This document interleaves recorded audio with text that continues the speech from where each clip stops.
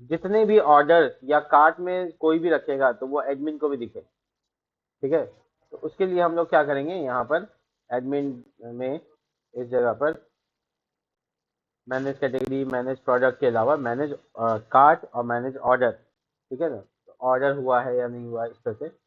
तो इसके लिए हम क्या करेंगे, यहाँ पे एडमिन वाला फोल्डर में एक फाइल बना लेंगे, उसका नाम होगा manage admin, sorry order, cart, cart, cart dot blade dot P. कौन यूजर कितना कार्ट में क्या रखा है ये पता होगा।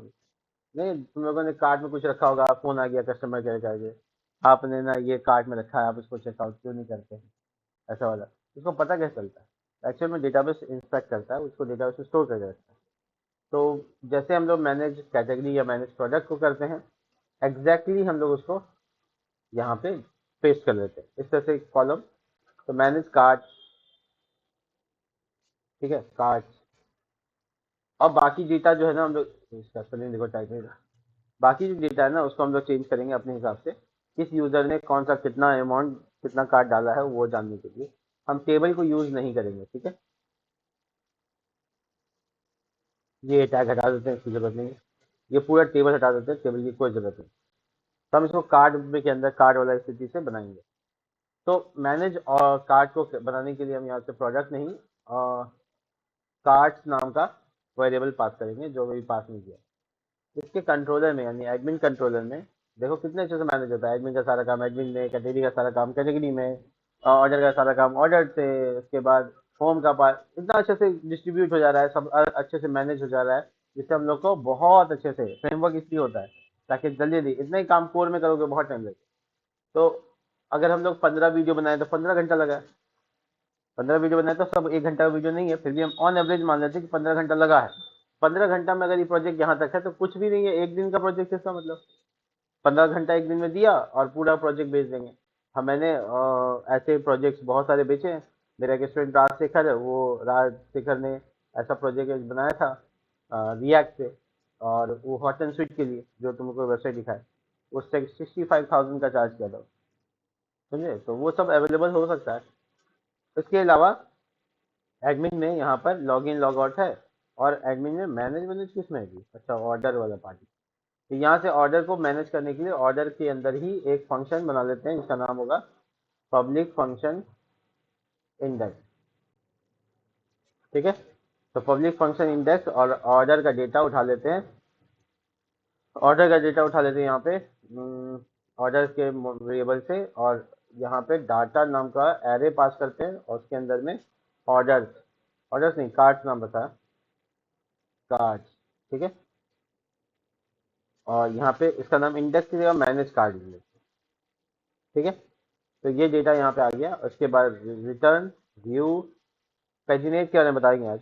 ठीक है, तो बेसिकली हम लोग यहाँ पे फिर इसका नाम admin dot manage cards, cards नहीं कार्ड्स, डॉलर डाटा पास करके। तो ये एक फंक्शन बन गया है जिसको हमको एडमिन सिक्योरिटी के अंदर रखना है। ठीक है, तो मेरा जो एडमिन सिक्योरिटी है वो है web dot P H P, और जैसे ऑर्डर है यहाँ पर, तो तुम नोटिस करना खाली इस बात का कि वो एडमिन के अंदर होना चाहिए। तो एडमिन में जैसे ये सब है कैटेगरी प्रोडक्ट के लिए यहाँ पर है, तो जैसे एक और ग्रुप बना लेते हैं जो कि कंट्रोलर ग्रुप होगा, और वो ऑर्डर कंट्रोलर की ग्रुप। ठीक है, एक ग्रुप, और उसके अंदर में एक कॉल बैक फंक्शन, सिंपल साधारण तरीका। इसमें यहाँ पर हमको एक राउट बनाना है जिसका नाम होगा राउट, दो बार कॉलन गेट, और स्लैश स्लैश कार्ट, एक मिनट को प्रीफिक्स लगा, प्रीफिक्स। ठीक है, स्लैश कार्ट, सिर्फ कार्ट, फिर से ग्रुप, कॉल बैक फंक्शन, और कर्ली ब्रैकेट। ठीक है, अब इसके अंदर जो बनाएंगे वो काफी इफेक्टिव होगा। गेट मेथड पे स्लैश कार्ट पे कोई जाता है तो ये मैनेज का पेज खुलेगा, उसका फंक्शन का नाम होगा मैनेज कार्ट, है ना, कार्ट ये कार्ट, ये याद नहीं। नेम क्या होगा उसका, admin dot cart dot index. Pattern रखो ऊपर और जैसे फॉलो करते आ रहे, उसी पैटर्न में रखने से याद रहना आसान हो जाता है। तो अब इस पेज को एक्सेस करने के लिए राउट तैयार है। तो एडमिन स्लैश कार्ड, कार्ड देखो, तो ये नॉट फाउंड बता रहा है, कार्ड नहीं है, कार्ड, एडमिन डॉट कार्ड है, देखो, देखो 1 तो बेसिकली ये जो कार्ड है ये डेटा पास कर रहा है और डेटा मिल रहा है। ऑर्डर एक ही है इसलिए ऑर्डर ऐसा दिख रहा है। इसका मतलब है कि हम लोग अब मैनेजमेंट कर सकते हैं, मैनेज कार्ट वाला पेज को डिजाइन कर सकते हैं। कंटेनर के बाद हम लोग यहाँ रो को प्रीफर करेंगे, उसके बाद रो के अंदर में हम लोग कॉल डैश 12 डाल देंगे और 12 के अंदर एक कार्ड डालेंगे, ठीक है। कार्ड, कार्ड की मोटी मोटी इंफॉर्मेशन हम लोग डालेंगे कार्ड हेडर में, जैसे ऑर्डर का आईडी क्या है, ऑर्डर डिटेल क्या है, तो इस तरह से चीज़ें डालेंगे। डॉलर कार्ड एरो आईडी, ये ऑर्डर आईडी जो होगा वो मुझे दिखेगा, नहीं दिखेगा, लूप चाहिए, फॉर जी 12 नहीं, कार्ड को खाली लूप चाहिए, four etch loop dollar card और ये आइटम कार्ड है।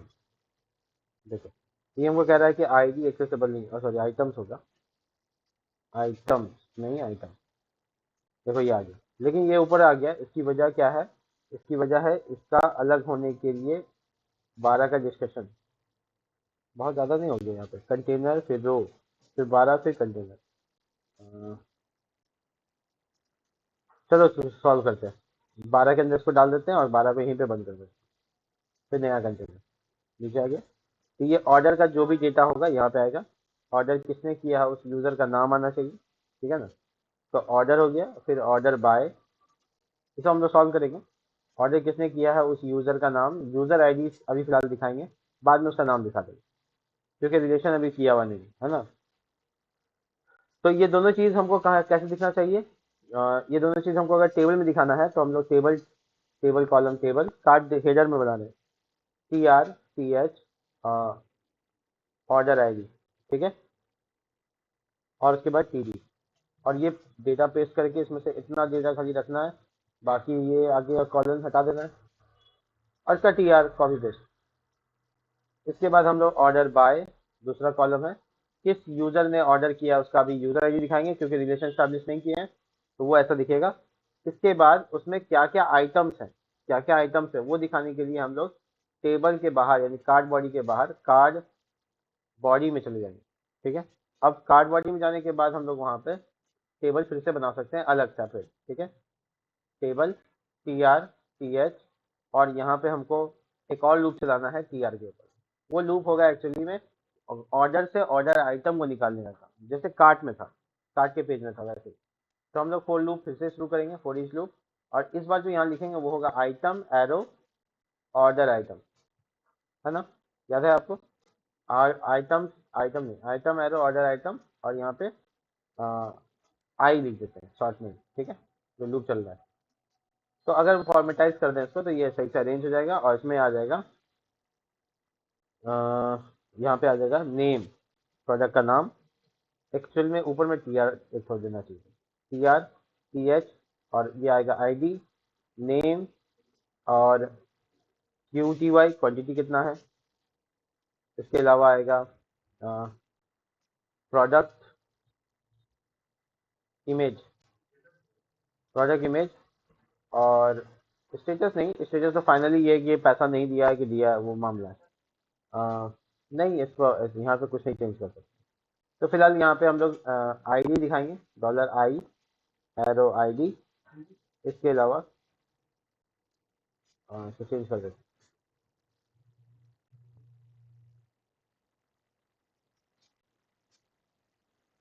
आईडी, नेम, नेम एक्चुअल में ऐसे आएगा, प्रोडक्ट एरो नेम, ऐसा आना चाहिए, इस तरह से लूप, ठीक है, प्रोडक्ट बाय, ठीक है, प्रोडक्ट था, प्रोडक्ट था, याद नहीं आ रहा, मैं देख लिया।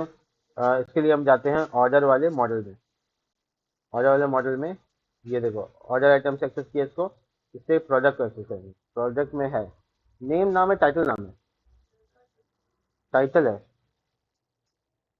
हाँ टाइटल था, देखो नाम आ गया।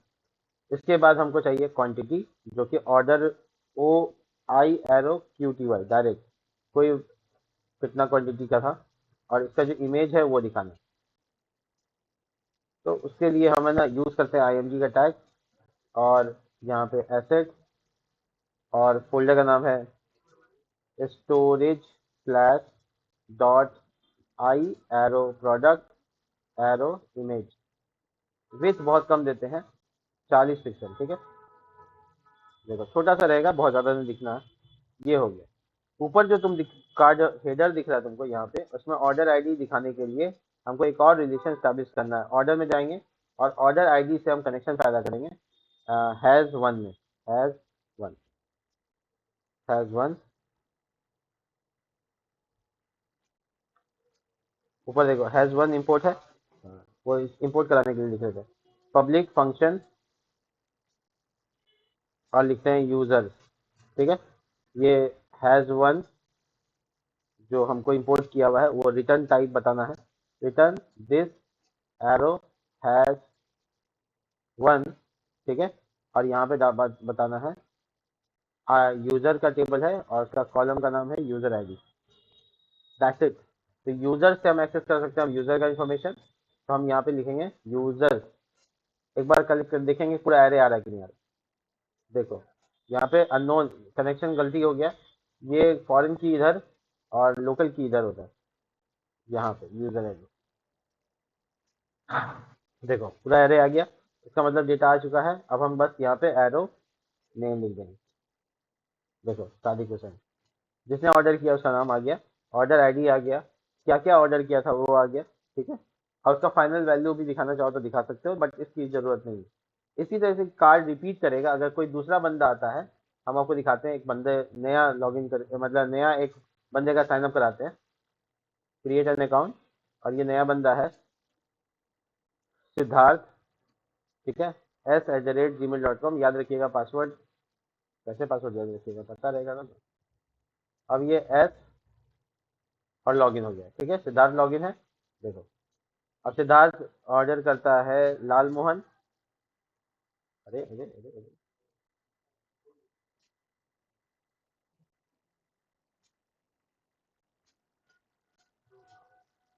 नहीं नहीं, उस टाइम में क्लिक नहीं हो पाया था, गलती हो गई। और ये रसगुल्ला कितना खाएगा, लिट्टी चोखा, ये तीनों आइटम को ऐड करता है, प्रोसीड करता है। देखो ध्यान से, प्रोसीड करता है, अपना एड्रेस इन्फॉर्मेशन डालता है, रॉकिंग। देखो ये एड्रेस इन्फॉर्मेशन नहीं भी डालना है ना, तो यूजर को पीछे बैकएंड वाले को पता चल जाएगा कि कोई नया ऑर्डर है। दिखा तुमको, देखो।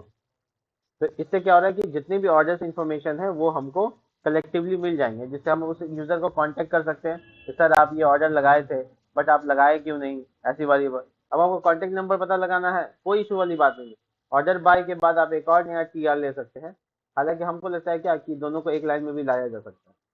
जैसे आप टीएच 100 नया दे दीजिए, देखिए एक ही लाइन में लाने के लिए क्या करेंगे, बस इसको उठाएंगे और उस टीआर में डाल देंगे। और हम लगता है कि एक इन्फॉर्मेशन और दे सकते हैं, एक ही रो में खत्म कर देंगे बात को। हो गया कॉन्टैक्ट इन्फॉर्मेशन, ताकि कस्टमर केयर मेरा कॉन्टैक्ट कर ले, ठीक है ना, आपके परेशान परेशान कर दे ताकि आप खरीदिए लीजिए। Contact number user arrow contact, contact नाम था ना, नहीं है कॉन्टैक्ट, फोन है, ईमेल है, मान लो ईमेल कॉन्टैक्ट है, ठीक है। हम देखो आगे, तो दोनों में नजर आ रहा है सबका कॉन्टैक्ट नंबर।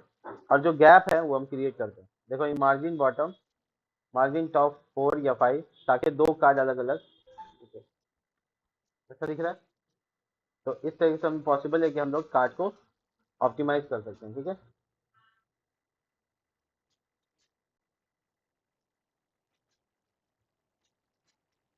तो ये एक फीचर जो हम लोगों ने यूजर एडमिन पैनल पे ऐड कर दिया ताकि वो मैनेज कर सके। एक मिनट बस। अब देखिए क्या है कि मामला, यहाँ पे एक लिंक होना चाहिए। तो हम इसका बेस में जाएंगे क्योंकि इसका बेस में है, और बेस में जाने के बाद यहाँ पे एक और मैनेज कैटेगरी के बाद मैनेज कार्ड, ठीक है। Manage card dot index, card किया कार्ड,